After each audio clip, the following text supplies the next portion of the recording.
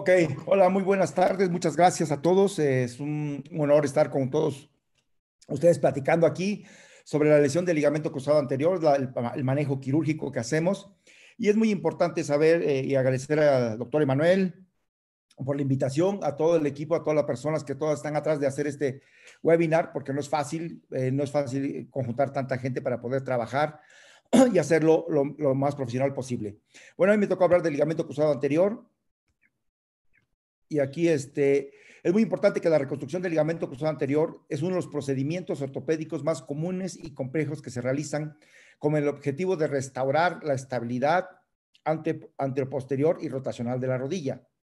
Más o menos se producen 250,000 lesiones del ligamento cruzado anterior en Estados Unidos. De ellas, 100,000 son quirúrgicas. O sea, es un panorama bastante amplio. Y hablando de fútbol, bueno, tenemos que ser, también tenemos bastantes lesiones. Es muy importante entender que actualmente ninguna de las técnicas quirúrgicas que nosotros hagamos o gestos que nosotros hagamos para reconstruir o reparar ese ligamento cruzado anterior va a reproducir al 100% la biomecánica, porque existen muchos factores que tienen que influencian en esto. La forma de los cóndilos, la estabilidad de los meniscos. Como vemos en estas proyecciones, al momento que hacemos flexión, se tensan las dos bandas principales, la anteromedial y la posterolateral. Aquí la posterolateral, cuando tenemos inflexión, se tensa. Al momento que nosotros estamos realizando extensión, vamos a ver que la rodilla, la otra banda se tensa. Viéndolo de frente, vean, no están a las 12, no está a las 9, es una posición anatómica que ahorita vamos a discutir dónde debe estar el injerto bien colocado para tener éxito en nuestra reconstrucción. Perdón. Obviamente en la población general el riesgo es relativamente bajo, pero en jugadores profesionales es muy alto el riesgo. Y el riesgo de sufrir una lesión en el ligamento cruzado anterior es bastante bajo, como les dije, en la población general, pero considerablemente más alta en muchos deportes como el fútbol, que es el deporte más popular en el mundo. Más o menos se calcula que son 260 millones de jugadores activos en el 2006, más o menos. Eso lo investigué en el Big Data de la FIFA. Se supone que iba a ser una Big Data del 2011, pero no encontré los datos para saber realmente cuánto están actualmente. Pero más o menos el 10% de estos 260 millones de jugadores, el 10% corresponde a mujeres y que está creciendo actualmente, así como las lesiones en las mujeres del ligamento cruzado anterior están creciendo. Y esto es muy importante este artículo que me gustaría que lo revisaran, en el cual habla sobre un estudio muy largo de 78 clubes entre 2001 y 2015, tiene un seguimiento muy largo, y la tendencia temporal en la tasa de lesiones del ligamento cruzado anterior. Y, perdón, que los que fueron monitoreados de que se lesionó y seguidos durante 3 años después de la cirugía al regreso del fútbol. Y vean, más o menos se encontró que se lesionaban 20 veces más durante el partido que durante el entrenamiento. De los 140 pacientes que tuvieron la ruptura del ligamento cruzado anterior, hubo 17 rupturas parciales. Interesantes, son rupturas parciales. Todos estos, más o menos el 98.6% se sometió a reconstrucción del ligamento cruzado anterior.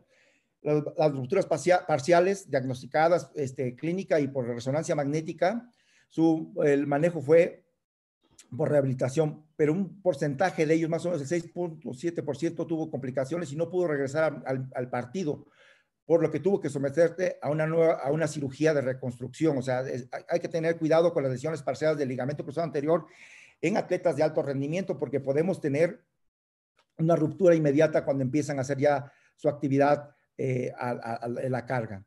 Y lo interesante al final de esto es que solo el 65% de los pacientes operados jugaba a su mismo nivel a los 3 años. Esto es importante entenderlo porque también tenemos que conocerlo, el entrenador, el jugador, los familiares y toda la gente que está involucrada alrededor del club, para que no piensen que el solo reconstruirle, le vamos a tener la mejoría.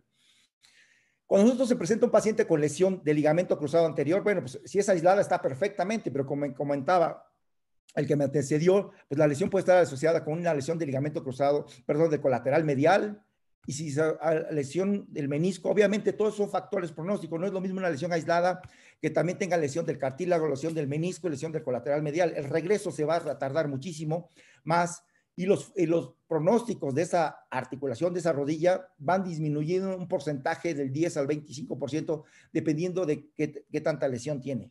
Y si es un paciente que ya tenía una lesión de cruzado anterior, hicimos hacer una revisión, todavía bajan las expectativas a un 75% de éxito de esto. Es muy importante que entendamos que cómo se lesionó el jugador para saber más o menos tratar de entender a qué nos estamos enfrentando. Puede ser lesiones de baja energía o de alta energía. A veces muchas de las lesiones son el jugador se lesiona solo ese fenómeno que se llama, ¿cómo se llama? La lesión sin retorno, en el cual hay un valgo exagerado.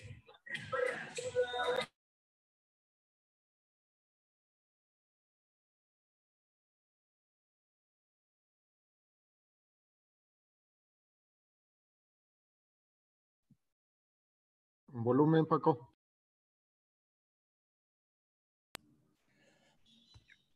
Perdón.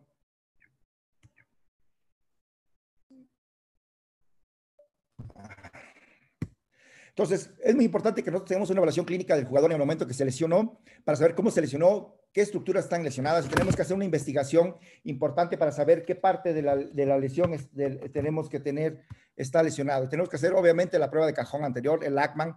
El pivot-shift a veces es muy difícil hacerlo en el campo. Hay que ya estar relajado el paciente. Y obviamente hay que investigar maniobras meniscales para saber si hay algo asociado a algo más. Podemos tomar radiografías, resonancias magnéticas en agudo. Es muy importante tomarla porque la ventaja de la resonancia magnética en agudo es que el medio de contraste, el sangrado lo sirve como medio de contraste y podemos ver mejor las lesiones asociadas a esta parte.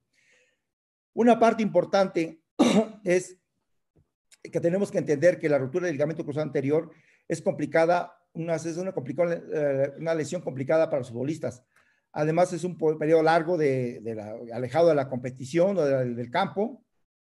Y si no es bien tratada, puede tener, complicaciones. Aquí veamos una paciente con una lesión aguda del ligamento cruzado anterior, un futbolista. Y la pregunta aquí más importante, y que me gustaría que respondieran todos los que están aquí, es si hay que operar en fase aguda esta lesión.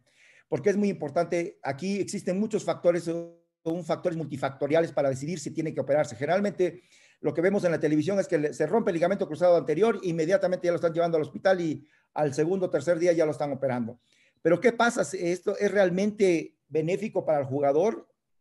Existen decisiones tempranas, tardías, y tempranas menor de 3 semanas, tardía mayor de 6 semanas. Entonces aquí el riesgo de operarla tempranamente, según la literatura, es tener una artrofibrosis. ¿Qué debo yo decidir o cómo podría yo ver esto? Bueno, pues Smith y otros concluyeron que una revisión sistemática no había diferencias clínicas entre operar en agudo, operar, esperar unos días. Yo creo que los factores importantes y que lo refieren en la literatura son ver qué tanto edema tiene el paciente, qué tan caliente está la rodilla, qué rango de movimiento tiene y qué tanto dolor. Porque sabemos que hay lesiones asociadas. Si el paciente tiene un rango de movimiento de más de 90 grados, la rodilla no está tan hinchada, tiene un dolor relativamente, la cirugía podría estar indicada, ¿sí? Y otro factor que está tomándose mucho en cuenta, que una pérdida del mayor del 20% del cuádriceps con la rodilla contralateral es un factor de mal pronóstico para condicionar una artrofibrosis. Entonces, sí podríamos operar en agudo un jugador, pero tenemos que tomar en cuenta todo esto, la movilidad, el dolor y todas las cosas. Recordemos que el término que se usaba en el argot es hay que enfriar esa rodilla. Esa rodilla la tiene que enfriar ¿quién? El rehabilitador, para que recupere pronto la movilidad, para que tenga mínimo edema, tenga mayor arco de movimiento y el dolor sea lo menor posible. Y obviamente trabajar un poquito el cuádriceps. Cuando esa rodilla esté en condiciones, podemos operarla para evitar complicaciones.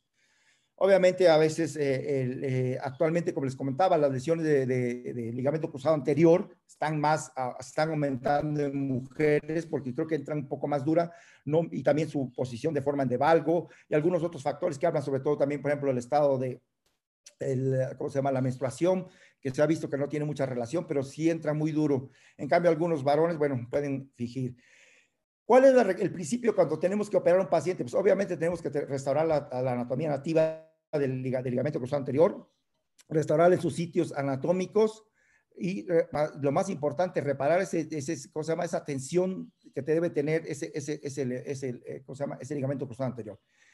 Cuando decidimos que tenemos que operar a un paciente, pues obviamente tenemos que decidir qué tipo de injerto, cuál es el injerto ideal para regresar a ese paciente. Pues aquel injerto que pueda reproducir las condiciones biomecánicas del LSA, acercarse a lo más normal posible, que tenga mínima morbilidad del sitio donde lo vamos a cosechar, que podamos tener una fijación estable, que la incorporación sea biológica, rápida y segura, para que pueda permitirse una rehabilitación temprana o acelerada, que es otro tema muy discutible. Cuando nosotros decidimos escoger injertos, bueno, pues tenemos que ponernos de acuerdo qué tipo de injerto vamos a usar, porque muchos de estos injertos, yo prefiero siempre en futbolistas autoinjertos. La pregunta es, ¿cuál usar? ¿Isquiotibiales, cuádriceps o hueso, tendón, hueso? Esa es la parte importante que tenemos que discutir aquí. Obviamente, ¿por qué no me gustan los isquiotibiales y por qué yo no lo uso? Porque son tendones a veces muy delgados que podemos encontrar, que durante la cosecha los podemos romper o que nos quedó demasiado corto. Si ese paciente, como comentaban anteriormente, ya tiene una lesión crónica o aguda del colateral medial y le quitamos los isquiotibiales, obviamente estos pacientes van a tener un compromiso de la esquina medial. Recordemos que los futbolistas salen corriendo son velocistas, y si nosotros le quitamos los isquiotibiales, disminuimos la fuerza flexora. Entonces, por eso no utilizo isquiotibiales. He escuchado que usan aloinjertos. La verdad es que los aloinjertos tienen ventajas, pero más desventajas para mí. Y uno es la incorporación más lenta del injerto. Y en revisiones en la literatura se aflojan hasta 5 milímetros después de 2 años. Entonces, los aloinjertos están proscritos para mí en jugadores. Cuando elegimos hacer el hueso, tendón, hueso, obviamente esa es la técnica abierta para la cosecha del injerto, el cual utilizamos un bisturí doble con una incisión anterior, que puede variar de la habilidad del cirujano para cosecharla y tomarla. Tomamos este hueso de la patela, después el tendón y al último cosechamos el hueso de la rótula para tener un injerto. ¿Qué pasa con esto? Pues bueno, esta es la incisión, ahí se va a introducir el injerto. Todo el procedimiento quirúrgico se hace a través de una sola incisión. Y esta es la cirugía, la cicatriz que queda de este jugador a más o menos 1 año y medio de la cirugía. Digo, ¿por qué no me gusta cosechar el injerto de hueso, tendón, hueso en esto? Bueno, es porque pasa que podemos lesionar la rama sensitiva del nervio safeno, la rama rotuliana, que tiene muchas variantes anatómicas y que puede provocar ahí dolor anterior de rodilla, que es lo que se quejan algunos jugadores.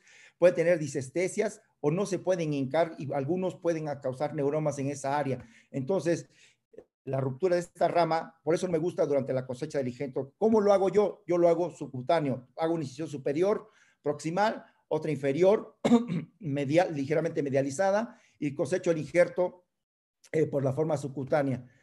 Y esta es la cicatriz de un jugador a 1 año y medio de eso. No es por estética, ojo, no es por estética, es por conservar la parte sensitiva de la parte anterior de la rodilla, y el injerto se cosecha igual, simplemente es poco de habilidad quirúrgica. Aquí estamos viendo una artroscopía en la cual podemos ver los 2 ligamentos y vean, no se encuentra a las 12 como mucha gente lo está poniendo, hasta utilizan fluoroscopio para localizar la huella, y realmente la huella no está ahí a las 12, está mucho más lateral, pero tampoco está tan abajo como algunas guías que existen en el mercado. Ahí tenemos la raíz meniscal y el ligamento cruzado posterior. Quitamos ese injerto y vean, esto era en cadáver y esa es la huella. Pero eso es muy importante que aprendan. Lo que estamos haciendo actualmente es verlo por el portal anteromedial. Vean, esta es la primera imagen de su izquierda para mí. Esta es el clásico que hacemos, pero ya cuando lo vemos del lado medial, vean cómo se puede ver perfectamente la huella que hacer eso. Otro punto importante es hacer, la técnica transtibial debe estar proscrita, sobre todo en atletas de alto rendimiento, porque no es no anatómica y produce un injerto vertical en el plano tanto coronal y sagital, lo que implica que va a tener una muy mala tensión y no va a dar una estabilidad rotacional. Entonces, un injerto que esté un poco más oblicuo va a tener una tensión normal y se va a parecer eso. Recuerden, cuando nosotros hacemos el procedimiento de la artroscopía, debemos ser cuidadosos para la limpieza porque tenemos que encontrar la línea famosa o la cresta del residente que se encuentra ahí en la parte anterior y en el cual se encuentran las dos bandas, la anteromedial y la posterolateral. Obviamente tendríamos que tener muy buen injerto para reproducir esa anatomía, pero tenemos trucos para tratar de hacer eso. Entonces, ¿cuál es el factor más importante para evitar la osteoartritis? Obviamente hacer una reconstrucción anatómica. Los buenos túneles nos da una buena estabilidad. Los verticales, obviamente no hay que hacerlo. Eso es parte importante. ¿Por qué estoy haciendo el portal anteromedial? Pues que es la técnica, ya es una técnica actualmente muy difundida y actualmente el punto de fijación es que son túneles cortos y que podemos fijarlo con tornillos metálicos, bioabsorbibles o biocompuestos. Siempre utilizamos un microfracturador para encontrar la zona. Vean, viendo por el portal anterolateral cómo se ve, y si yo paso al anteromedial, puedo ver atrás, el injerto está atrás de la famosa cresta del residente. Es ahí donde lo debemos colocar, ni tan abajo ni tan arriba. ¿Sí? ¿Por qué el portal anteromedial es mucho mejor que el transtibial? Pues porque es más anatómico, el tiempo quirúrgico probablemente puede ser mayor, dependiendo de la habilidad del doctor o del cirujano. La orientación del injerto es oblicuo y tiene una estabilidad rotacional. Los injertos son cortos. Ojo, para aquellos que utilizan fijación con botones, son cortos, entonces tienen que usar, por ejemplo, si utilizan endoboton, son de 15 a 25 máxime. Si no, quiere decir que está muy mal su túnel. La reparación en doble banda se podría hacer con un portal anteromedial, con el transtibial no se puede hacer. ¿Qué utilizo? Yo utilizo las guías de Clancy, que tienen una guía femoral más o menos de una inclinación de 42 grados, esa es a manos libres, y vean, ahí está localizado. Yo decía, hay que hacer a veces escotadoplastía, sobre todo en mujeres, porque tienen unas escotaduras tipo A o tipo B, que están muy cerradas, y va a chocar el injerto, y es la parte de lo que puede producir una ruptura del ligamento cruzado anterior. Por eso a veces, sobre todo en mujeres, pido la proyección del túnel para saber cómo está la escotadura. Ya localizamos la zona del injerto, ahí se hizo un pequeño túnel, reproduzco cómo pongo la guía, en esta realidad la Clancy, me avienta hacia la parte lateral y puse el hueso, tendón hueso, fijado con tornillos bio-RCI, perfectamente anatómico. Siempre tenemos que checar que no pince en la parte anterior o que no pince con el cruzado posterior. Por eso es que es una técnica, no es un ligamentito, como dicen, porque es un cruzadito, es lo que voy a hacer. No, hay que ser muy cuidadosos, sobre todo en atletas de alto rendimiento, en futbolistas, porque de ello depende su carrera, de ello depende el valor que tenga en el mercado este futbolista. Si no hacemos una muy buena cirugía, podemos tener el fracaso. Y vean, esta es un paciente, la toma de injerto subcutáneo, la toma también en la parte de la rótula, yo lo hago en forma triangular para disminuir el estrés y relleno un poquito con el injerto en la zona del injerto, de la toma del injerto en la patela, que es la zona más crítica de donde podemos tener fracturas de rótula. Aquí está también viendo en la parte posterior dónde se colocó el injerto en esta reconstrucción tridimensional. Punto importante, cuando evaluemos que nuestra cirugía está satisfactoria, podemos hacerlo con tomografía o con con radiografías AP y lateral de pie. Ojo, AP y lateral de pie. ¿Qué tenemos que evaluar? Pues la línea de Blumenstadt, que tiene que ir con el túnel. ¿Qué indica esto? Que el injerto no va a pellizcar en la parte anterior. ¿Qué indica que esto? Que está bien colocado nuestro injerto y que no tenemos problemas para la extensión de la rodilla. Ojo con las mujeres, porque es donde he visto muchos problemas. Yo fijo todas las rodillas en extensión completa y en mujeres que tienen hiperextensión los fijo en hiperextensión, porque si no tienen problemas para recuperar la extensión y a veces no la recuperan y se siente mal. Yo creo que se podría hacer una falla del injerto porque tiene problemas la atleta o el jugador porque no recupera su extensión completa. Aquí está la resonancia magnética de ese mismo caso en el que podemos ver cómo está el injerto, cómo está el túnel y que no está chocando con la escotadura. Entonces, ese sería el éxito, por eso utilizo estas guías de Clancy para hacerle HTH. Está habiendo mucha controversia a nivel mundial de si hacer una fijación extraarticular en algunos pacientes con lesión de ligamento cruzado anterior, si es hacerla solo aislada o combinada para restaurar la estabilidad. Yo lo indico cuando tengo un pivot grotesco en el cual hago un movimiento y la rodilla se mueve bastante. En esos pacientes sí le hago una técnica extraarticular. Para ir cerrando que se entrevistaron a 833 cirujanos para preguntar qué están usando para sus atletas. Hueso, tendón, hueso en el 54.8%. De ahí el injerto de hueso, tendón, hueso en el 1%. Isquiotibiales utilizaban el 44%. Y en caso de revisión también utilizaban hueso, tendón, hueso. O sea, el hueso, tendón, hueso es muy importante. Y este artículo que me gustaría que revisaran es muy importante porque habla también del 2004-2016, el registro noruego evaluó agentes de futbolistas, agentes que hacen esquí y los que hacen balonmano. Aquí se ve en esta gráfica cómo el fútbol ocupó por edades una gran cantidad de jugadores, pero jugadores jóvenes que a pesar con el paso del tiempo va disminuyendo la cantidad de personas que practican ese deporte y va disminuyendo hacia la curva. Y un poquito igual como el pico de balonmano, en cambio los esquiadores se mantienen. Pero ¿qué es importante? En este estudio estudiaron 21.446 lesiones de ligamento de cruzado anterior. 66% de ellas eran jugadores de fútbol, soccer. Para este estudio incluyeron solamente 14.201 reconstrucciones de ligamento cruzado anterior primaria. Lo que vieron ellos es que de ellos a 6 años, 711 tuvieron una revisión después de los que lo operaron de una primaria. Lo interesante de esto es que la revisión fue 5 veces más grande en personas menores de 18 años, es decir, pacientes jóvenes tienen un riesgo de tener una ruptura de cruzado anterior. En cambio, las personas de 35 años es mucho más bajo.